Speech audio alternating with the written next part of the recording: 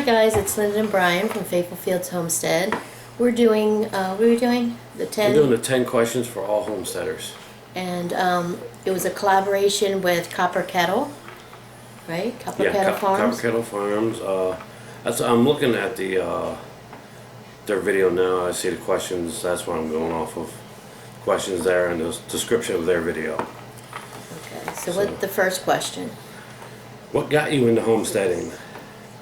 I think this is a multi-answer question because I wanted to live out in the country, get out of the city was my main thing, but you wanted the whole animal thing. Right, the animals, the farm, yes. So I mean, we talked about it for a long while. Oh yeah, it was like a couple years we Yeah. talked about it before we jumped into it. Watching lots of videos just made us want it more. Yeah. So yeah, we came out here and we're loving it. I mean, we've been here a little over a year now. Yes. So yeah, it's going really well. We're learning a lot. I mean, I've learned more than I thought I would. Definitely. Second question is, what's something you want to add to your homestead in 2020? Well, go ahead. I'm sorry. I would say I'm currently adding it now as the hoop house greenhouse.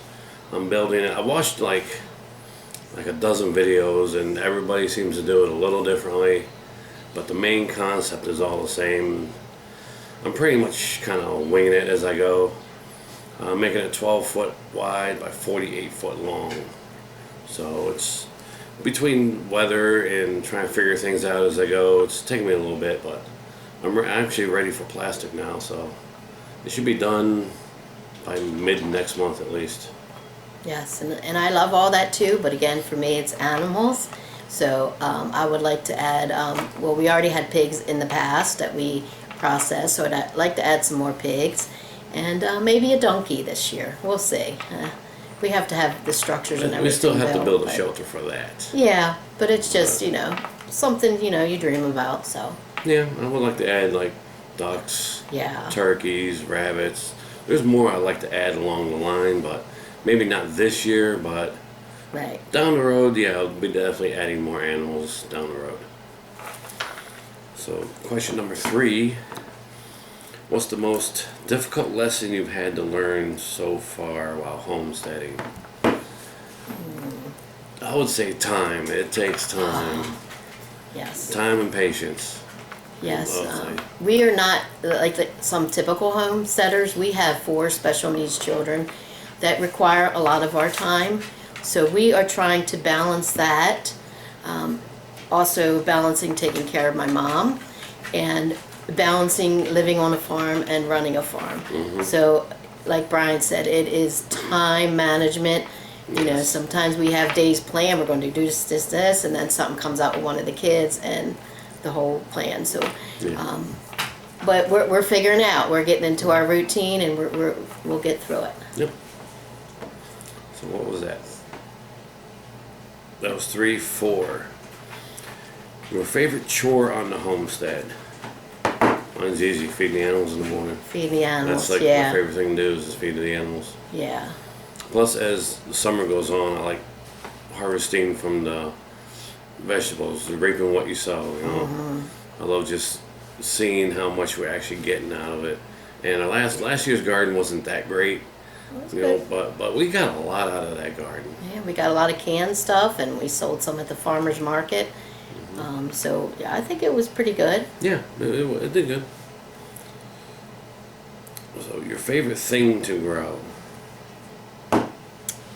I got a couple favorites, but mine's easy. What? Peppers. Peppers, yeah. Peppers.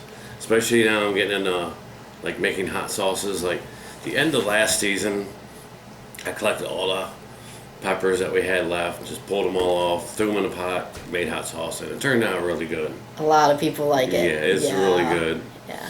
But yeah, I'm looking forward to doubling my efforts on the peppers and try to make more and possibly sell down the line. And mine is, if I narrowed it down, I gotta say squash, like the yellowneck squash, because I could put squash in the oven and eat it all day, every day, if I had enough of it. So. All right. What do you love most about the homesteading community? I would say learning from each other, learning off of other homesteaders. Yeah, which Brian said we do that a lot. We watch a lot of homesteading videos.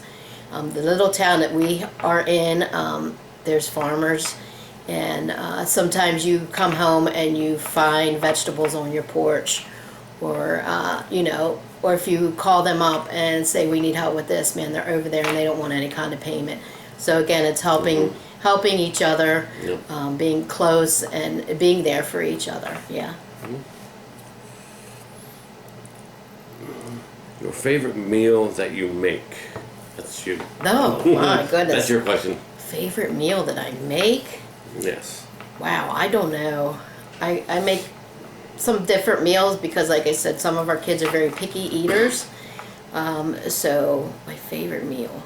But I'd have to say it's actually a holiday meal. I love to make Thanksgiving or Christmas dinner. You know, the turkey, the ham, the whole trimmings. Spread. Yeah, I like to do that a lot. So. Okay. Your favorite holiday? Christmas. Christmas. Yeah. Christmas. Yeah. As soon as you see Santa down at the end of the parade, Christmas has started. Yeah. And it don't end until New Year's Eve. Right. For me. Yeah, and it's fun for us because we have the kids, so they enjoy it too. Even though our one son is 18, he still believes in Santa. So, it's fun. Yeah. So. Yeah, it's fun. I like watching all the movies, the music, and all that. Right. I just love it all. Is your homestead where you intended to settle permanently, or are you looking to create a new one elsewhere? I am happy where we're at. I would say it's up to God what He has in plan for us. Right now, as far as I'm concerned, this is it. Where we're at, this is it. Right. Unless God changes things and does something else for us. Right. That's how we go by it. I mean, we got this place because this is where God led us.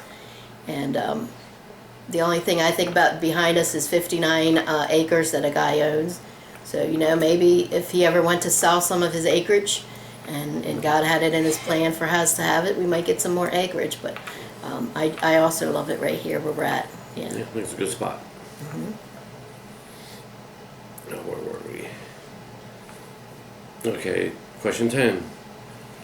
What are some homesteaders that you follow and enjoy learning from? Oh, wow. There's a lot of homesteaders we watch. Yeah.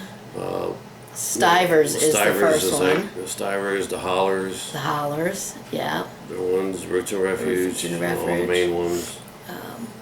There's a lot of people we watch. Wild and Wonderful. Wild we watch them. Wild and Wonderful, very, yeah, we've, and Wholesome Roots.